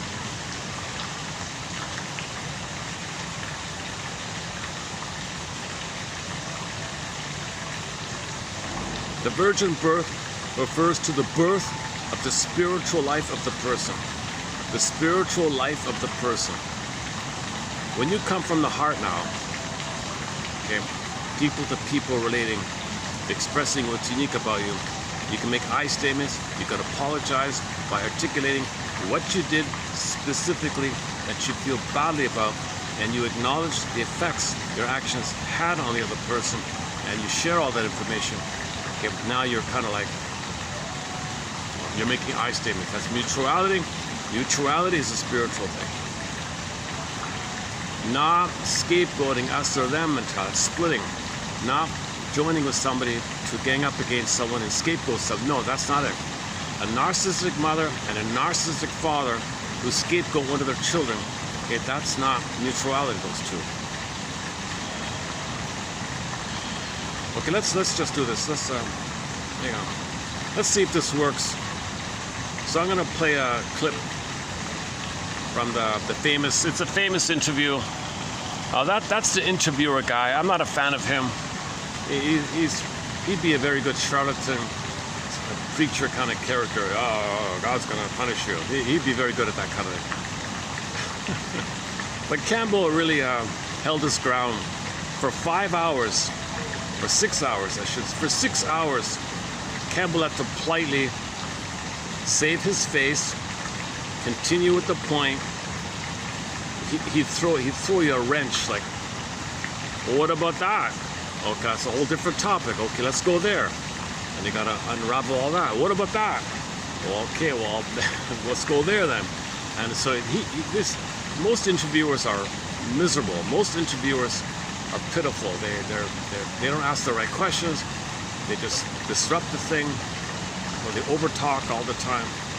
Luckily, he doesn't interrupt them too much, so he's good in that way. He's a little bit okay like that. So this is just the part about the feminine principle, and he's going to mention the antecedent. So you'll see something from 2,000 years ago, and you'll see how it's just basically a copy of the antecedent from before, like from ancient Egypt or something. So just as an example, it could be from ancient Turtle Island, it doesn't matter about that. But let's see if it works here. Reverence for the power of the female is another grand theme in ancient mythology. In the primitive planting cultures, woman contributed importantly to the economic life of the community by participating in the growing and reaping of crops. And as the mother and nourisher of life, she was thought to assist the earth symbolically in its fertility. In fact, some believe there was even a golden age of the goddess until she was driven from the imagination by the emergence of patriarchal authority. Of late, however, scientists have resurrected the name of an ancient goddess, Gaia, to express the idea of Earth as a living body on which we depend for life.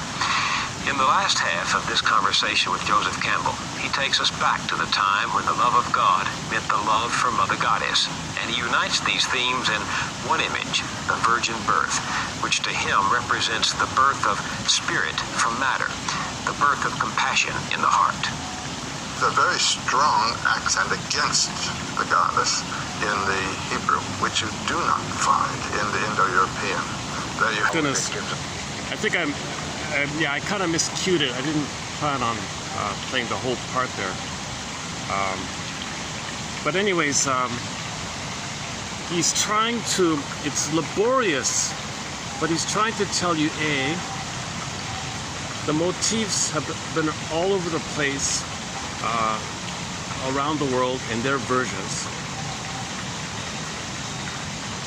It refers to sometimes very benign things, like the sun and the moon going up and down, and the relationship, everything's relationship, so the yin and yang shows you the relationship quality. But if you say, no, something's absolute, you can't relate, okay, that you're being hurtful, because everything is relationship. The prototype is the baby and the mother relate, so we always relate like that. If you say, no, there's no way to relate, and now you're kind of like, that's a hurtful kind of thing. That story he made about the woman saving the man. A good follow-up, we have Chinin tells a story, I think it's called The Woman Who Would Be King, in his book called Waking the World. It's fairy tales for women, and in that case, the king was a fool or something, and the wife was the real hero and had to go and save him. Kind of like what he told there about she had to save the guy like that. She morphed into a bird, right? Saved the guy or something.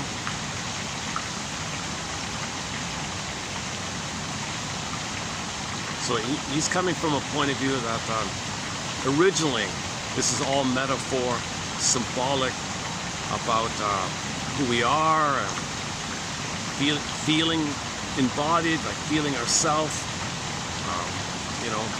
and then his point about the chakras idea. When you advance up to the heart area, that's a birth, a new you, the virgin birth. Once you get to the heart chakra, you're born. You're spiritually born, you're psychologically born, you're born. Virgin birth, new birth. There's no relationship, it's just all within you, right? So it's all you, it's something new. Whereas prior to that, he called the animal nature. Prior to that, all survival, eating, greed. So the base was survival, just basic survival by eating. The next one was reproduction. The next one was the disturbance of power, what do you call it, right? Power, like greed and power. So basic survival, reproduction, and then just a confusion with your power. I'm not sure about the third one, but the fourth one, the heart one, that's when you're born, when you get it up to the heart one. Right? So if you get it up to the heart one, when you no longer deal with memories that it was a jungle, it's all survival. You thought mother's going to eat you, survival. Get jungle mentality, greed, jungle, greed, plunder, greed. So now you're in that kind of mode, right? Of the first three chakras. You're psychologically born with the virgin birth motif when you get to the heart chakra. And like he showed you, the Buddha was born from his mother's heart center, and the character came out from there. So the metaphor is a person is born there with the heart center. So now they're feeling from the heart area. Right? So, like, Joseph Campbell's a little choppy. The interviewer guy was a little choppy, so it's not perfectly clear. I get confused. But the sad thing about Campbell is no one picked up the baton When he passed away in '87, I think, nobody carried it on. Nobody had the courage to really, face these stories. That's metaphors for inner dynamics, psychological dynamics. There's nothing concrete. There's no historical thing. There's no actual. There's no this. There's no Mr. This. There's no Mr. That. There's no place called that. There's no place called this or that. There was no. He had the example about the tablets. You got the first edition. Poof, you broke it. Got a second edition. From the things like that. These are all. We're drawn to it because it kind of relates. It kind of relates to. But all children are given rules, so there's rules, so we kind of relate to it like that. So it's kind of like those limitations, that kind of thing. So when the most traumatized want to plunder, they make you schizoid by telling you the symbol, ignore your heart, opposite in your head, brainwash in your head, you lose your feeling. If you lose your feeling, you lose your heart. And you go back down to the first three chakras, and the first three chakras are the pillage and the plunder. But the heart chakra and above, that now we're living and loving heaven on earth. So heaven on earth is from the fourth chakra up, and this traumatized version of ourselves where we're plundering the planet for a quick buck, thinking we're going to survive the trauma that we experience. But we accidentally traumatize ourselves with the mismanagement of discovery, so we got to be aware of that, and then correct the way and realign our way to make sure babies are not traumatized at birth. So go back to lotus birth, and I'm kind of stumbling around myself with this kind of topic. I have no background in religious stories. I don't even know the religious stories. I don't want to know them. But there's a very good batch. Go to the past couple of videos. There's some really clear quotes on the Garden of Eden motif. When unity was broken, and either or. That's the fall, and the either or, the knowledge. Apple, bite the apple, you're enraged. That's all it is. So all babies experience this. All babies experience the Garden of Eden. All babies are going to experience either or for a period of time. If they're too traumatized, they live with it all the time, and they become a pillager. If it's healed later on, they become a more feminine-centered, heart-based. But if it's too traumatized, you're more in the survival mode of the first three chakras. First time we're talking about the chakras, eh? I don't know anything about the chakras. Sorry if I'm saying it wrong. I'm just going by the clip there. But I would say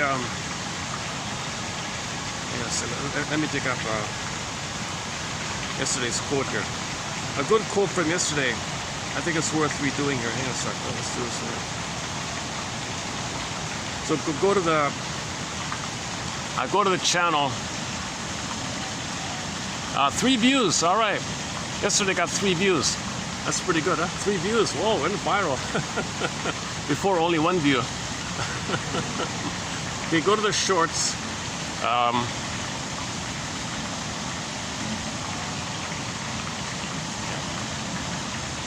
Oh, sure.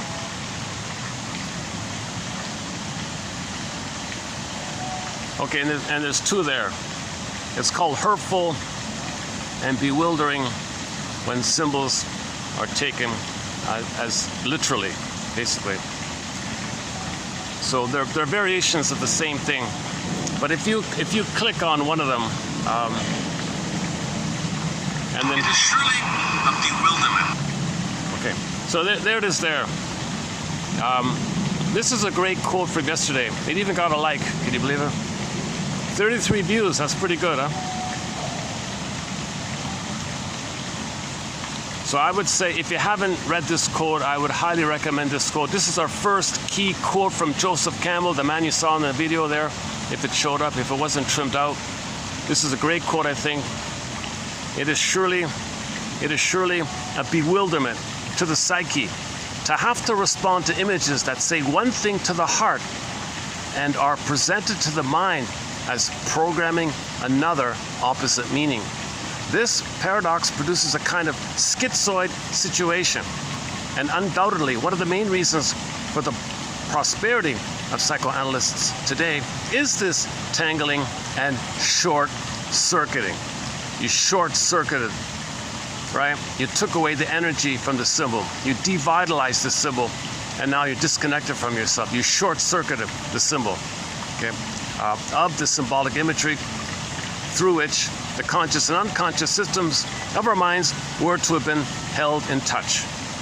That's a great quote. So we're meant to have a connection with our inner, with the symbol, to connect with the inner. Symbol connects with the inner.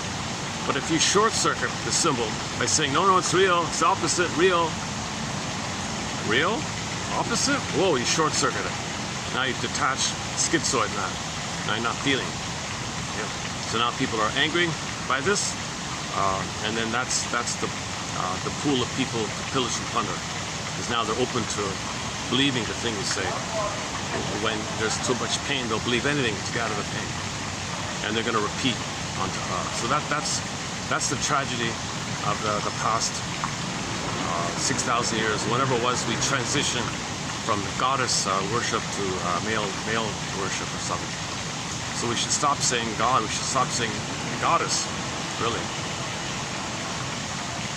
dear goddess. Yeah, I don't know. Not thinking dear mother. Not like that, right? The source of all is the great spiritual field that creates everything. Kind of like how mothers create babies, how the earth creates vegetables, food, everything comes up. Even people come up from the earth, all the various forms, like you said. So if you can think of those terms, but see now, because the symbol's been short-circuited. See, that's the problem, he said. Campbell said, we have a problem now. Even if you recognize these things as symbols, they've already been short-circuited. They're devitalized, kind of thing.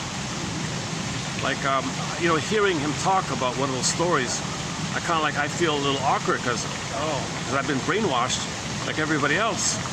But it used to be a positive symbol, right? The original symbol or personification or symbolization or personification of all that creates. That beautiful lady, right? And then, but that's been co-opted to tell you its negative version, and then that negative version is then used against the people. It's kind of like when a bully, maybe it'd be like a bully goes to the let's try the kindergarten, let's try the schoolyard. The bully sees the geek looking at butterflies with his butterfly net, and then the bully grabs the butterfly net and hits the poor kid with his own favorite butterfly catching net or some stupid, it's kind of like that. Now he's afraid. Now that kid will be afraid of butterfly nets. So now he can't use butterfly nets because of the pain inflicted on him. So I'm just guessing around here. Is it something like that? Can we analogously think of it in that kind of way? So now the kid wants to learn about butterflies. He's afraid. He can't use butterflies. But it was an interest of his. That interest is lost through the association, the brainwashing, the conditioning of the association of the pain of being hit by the bully with his own favorite symbol or own favorite thing of interest. So humanity had symbols that we enjoyed. It was interesting. It held us. It connected us. It made us know ourselves. It was in relation to all the things out there. It connected. Now it came in, and it was used to hit people with. Now you can't use those symbols anymore. Pain, and then the less you know, or the less you have a chance to connect with yourself. You see, people become less feeling, more schizoid.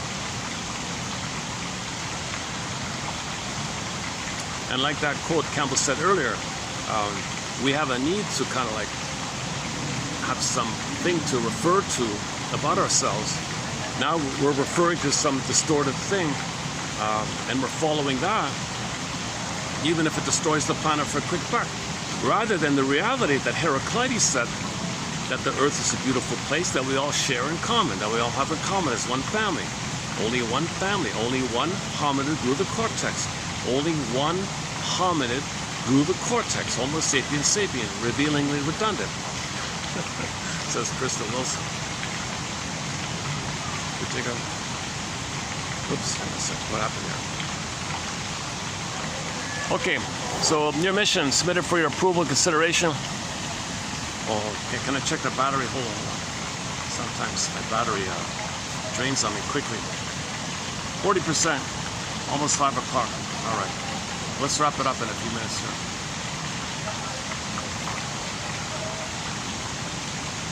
What was new for me was this, I once heard about this thing about the diet, like the hunter-farmer diet or something. He thinks it traces back to this kind of thing.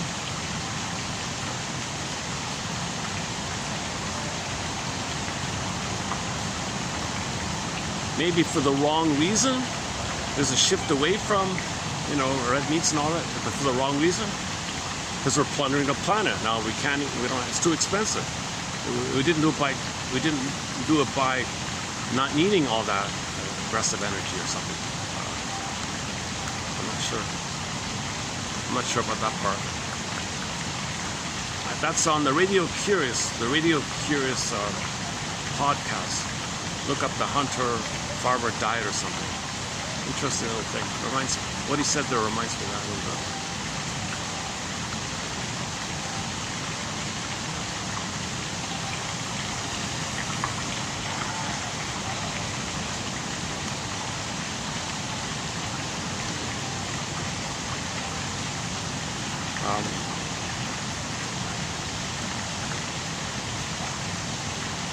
All the quotes for below. What's below again? So posting below 3207. So this video is 3207, and I just previewed 25. So I'm catching up here. Catching up with the backlog. Oh, 08. Sorry. Yesterday was 07, right? Yeah. So today we're posting 08, right?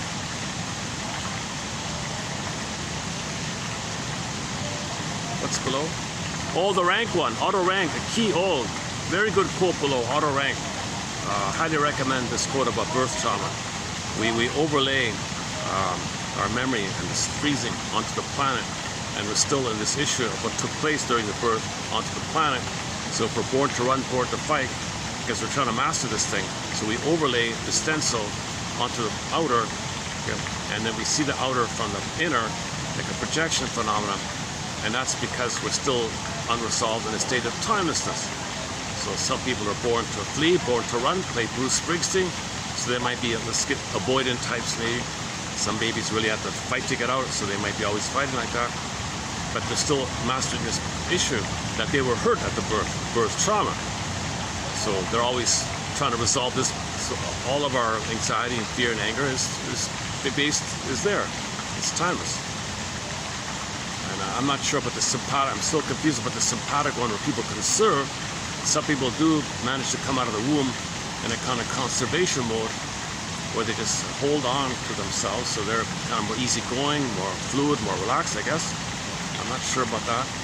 And the disassociation one, either it's a general phenomenon that they're all in a trance, or there's a specific one called the dissociative or disorganized attachment style, where they're just sleepwalking through life, going through the motions of life, kind of thing. So they're like frozen in that spaced out time.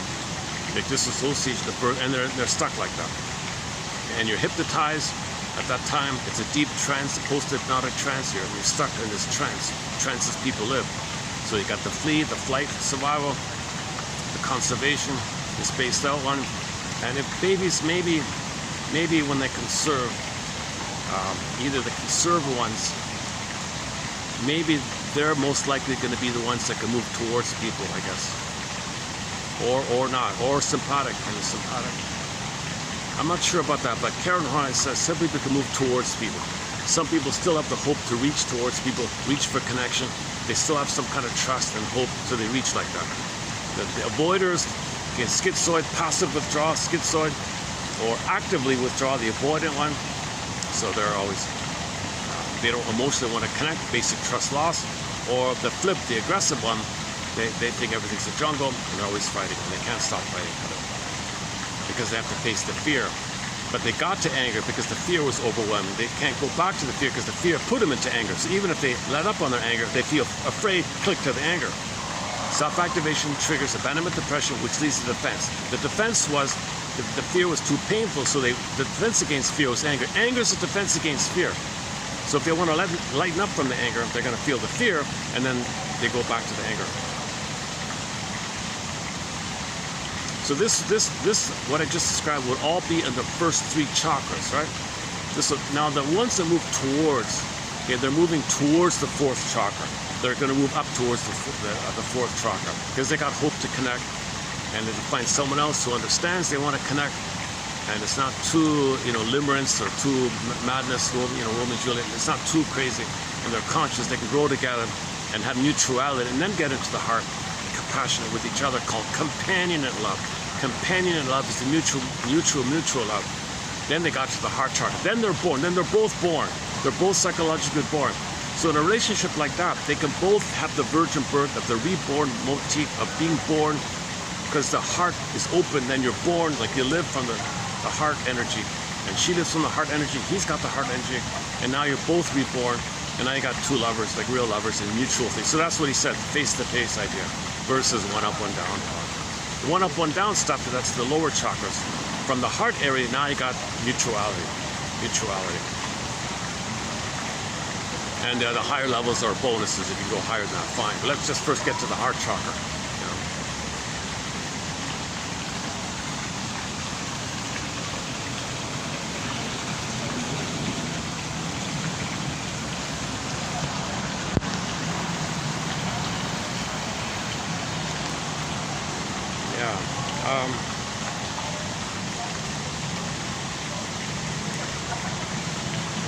My mood, I know all throughout this video, my mood's been on the sad side.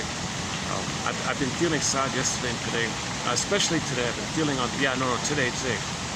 I feel a certain little sadness in me today. I don't want to get into the details, but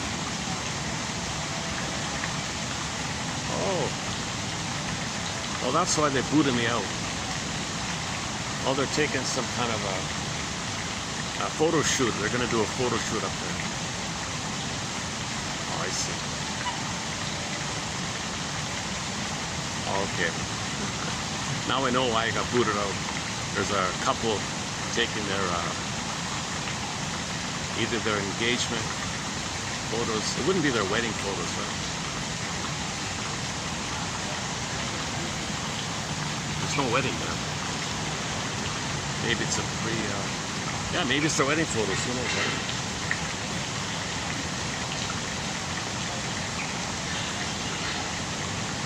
You know what's funny? Hang on a sec. That interview showed a song. That Bill Moyer's interview with Joseph Campbell, there was a song on there. Let's play that song. Hang on a sec. I don't know how it is. Hang on. It gives us the second birth. The wise people of all time have said that we can live the... Okay. Where is it? Yeah, there it is there. Yeah, there it is there. Okay. There's the song. So somehow this 6 hours. This is a 6-hour interview, done in 6 parts, I think. At some point, the producer of this show played this song. I haven't heard it yet, but just for fun, why don't we just randomly play it? It's called Persephone's Song. Good title, Persephone's Song. And when the song ends, I'll hit the stop button. To be updated, all my bloopers and mistakes, I'll try to acknowledge and see if I can fix it. What happened here? Hang on a sec.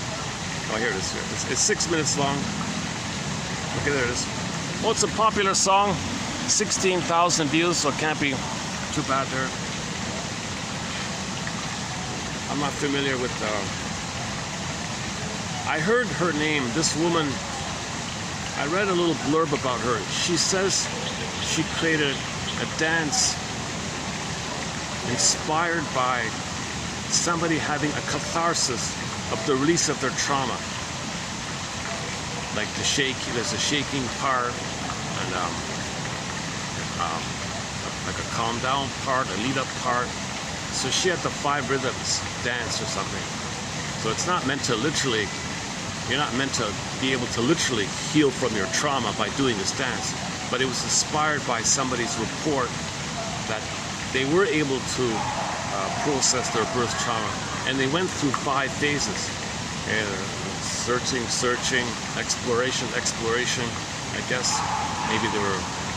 Maybe they had the release, and then there was a shaking or something, and then the repose one, I guess. So I'm not sure what the 5 are. I think that's the woman that does it.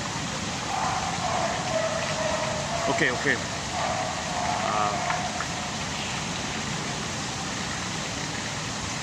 They might want to... Okay, let me move over. I'll play the song and wrap it up here.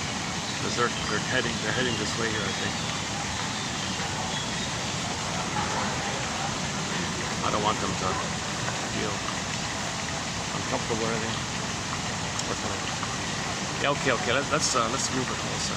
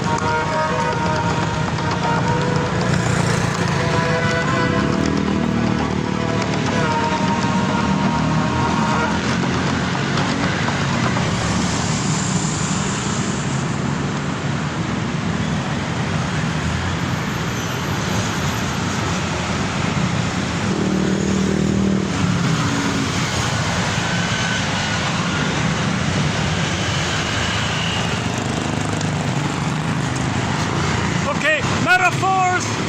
Metaphors be with you. Metaphors be with you. May these quotes be of help. Metaphors be with you. See you next time.